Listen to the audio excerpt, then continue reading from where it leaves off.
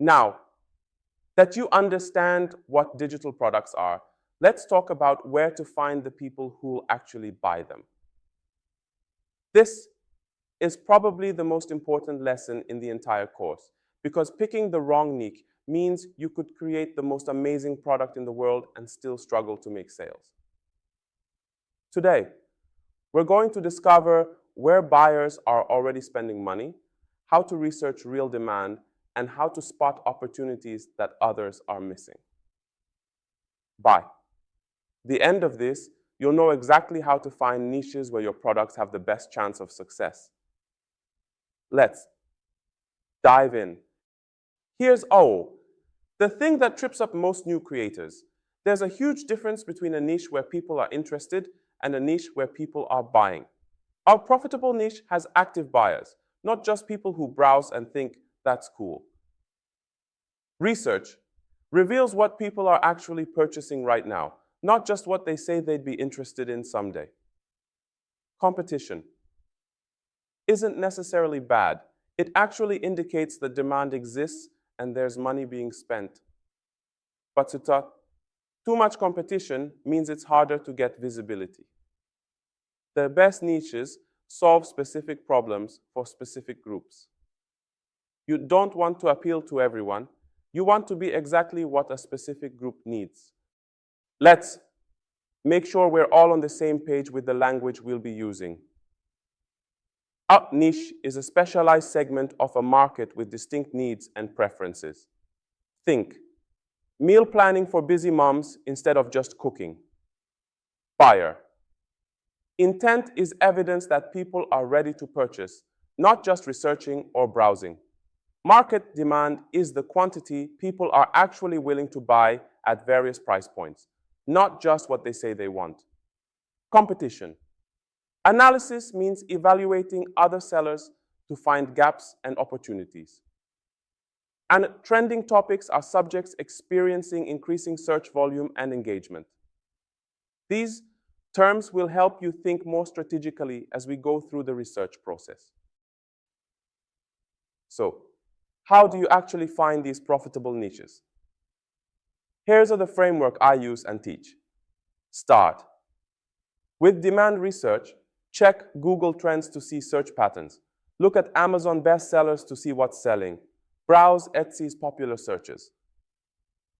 Then, assess competition by counting similar products, analyzing review quality, checking how active sellers are.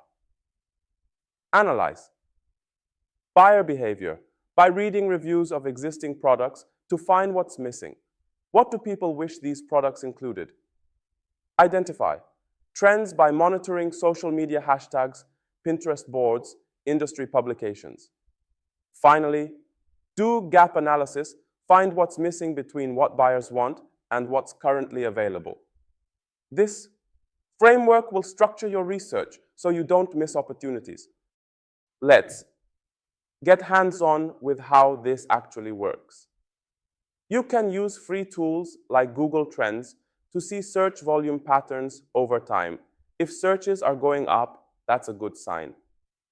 Browse Etsy's bestseller lists in categories you're interested in to see what's actually selling, not just what's listed. Read Parter's product reviews on existing items to discover what buyers wish existed. This is gold for finding gaps.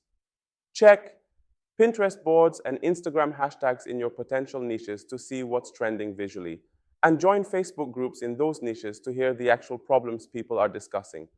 These aren't complicated research methods, but they reveal real demand that most people ignore. Now let me share some principles that will save you from common mistakes. Don't pick niches based solely on what you personally find interesting. You need to verify buyers exist first. Moderate. Competition is actually healthy because it proves the market exists and buyers are spending money there. Look now. For emotional purchases where people buy based on feelings, not just logic, those often convert better. Seasonal.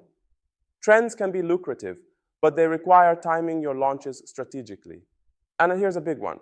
Micro niches often convert better than broad categories because they solve specific problems. Budget. Planning for college students will convert better than just budget templates. The more specific, the better. So why does finding the right niche matter so much? Well, when you find a niche where demand already exists, you'll get faster sales because people are actively searching for solutions. You'll need less marketing effort because you're targeting buyers who are already looking, not trying to create demand from scratch. You can charge higher prices when you're solving urgent problems for specific groups. They're willing to pay more for exactly what they need. You can build expertise in one area rather than spreading yourself thin across unrelated markets. And here's the best part. You can create product series within the same niche. 1. Successful product becomes the foundation for more products that the same customers will buy. That's how you build a real business, not just make one sale. I know what you're probably thinking. Every niche seems saturated. Or how do I know if there's real demand? Let me address these head on. If almost every niche seems saturated, look for micro niches within broader categories. Maybe. Wedding planning is crowded, but budget-friendly wedding planning for small ceremonies might not be. If you can't tell if there's real demand, check actual sales data, not just whether people seem interested. Look at how many reviews products have, how recent they are, whether prices are competitive. If you're worried about trends changing too quickly, focus on evergreen niches with consistent demand, things like meal planning, budgeting, or home organization that people need year-round. And if competition has better products, find the gaps where good enough solutions are missing. Research properly, and you'll find opportunities others overlook. Here's what the most successful niche researchers do consistently.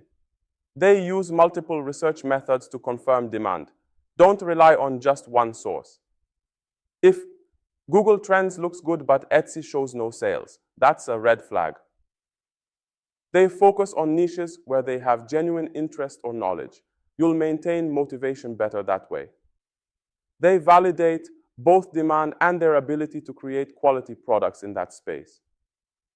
Just because a niche is profitable doesn't mean it's right for you if you can't create good products there. They monitor niche health over time to spot declining trends before investing heavily. And they start with one niche, master it, then expand to related niches based on what they learn. This systematic approach beats jumping around randomly. All right, let's recap what we've covered. Profitable. Niches have active buyers, not just browsers or people who seem interested. Research. Methods reveal what people are actually purchasing, not just what they claim to want. Competition. Analysis helps you identify gaps and opportunities in existing markets. Trending.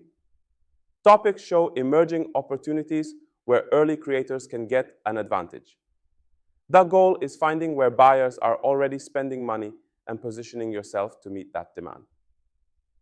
Next lesson, we're going to cover quick validation techniques, ways to confirm people actually want your specific product before you invest time creating it.